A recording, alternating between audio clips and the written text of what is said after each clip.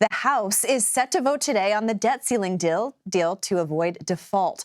The White House and top GOP leadership are pushing lawmakers to approve the agreement, which suspends the debt limit for about 2 years. But multiple conservative and progressive members have said that they will oppose the legislation. Speaker Kevin McCarthy insists that he has the votes needed to get it passed.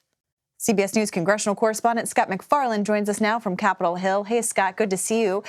So we're actually having a vote today. This is actually happening.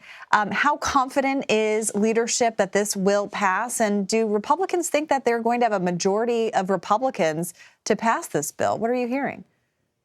They're bullish in part because of what happened just as the evening began, a test vote, a preliminary vote of sorts on the rule for this legislation passed with a few dozen Democrats joining Republicans and getting it past the finish line. It won't be exactly the same later tonight when the final vote happens, but it will be likely similar.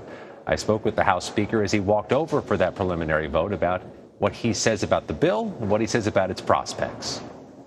Speaker, is this a compromise or a victory? Victory. Gotta keep moving, keep moving. The largest cut that Congress has ever voted for. It's work requirements on welfare, helping people get jobs.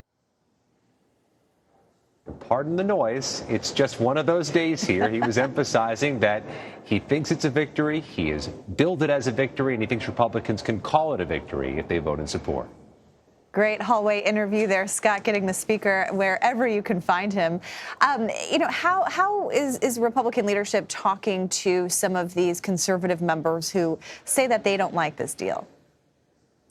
There seems to be this view, Caitlin, that the House Freedom Caucus members were never really winnable on this bill, the farther right conservative members of the House Republican Conference. Now, as for the others, we saw a parade of members of the House Republican Conference, including some of the chairmen of some of the powerful committees, go into the Speaker's office just before going to the floor. It is possible, if not likely, there was still some 11th hour arm twisting. But the preliminary vote has really laid the groundwork here. They're going to lose a few dozen Republicans. They hope to gain a few, if not more, dozens of Democrats to make this a less than narrow margin. But they're bullish. They're optimistic based on what they've seen and what they've heard. And really, a lot of the attention is ready to shift to the U.S. Senate, where action could begin as early as tomorrow.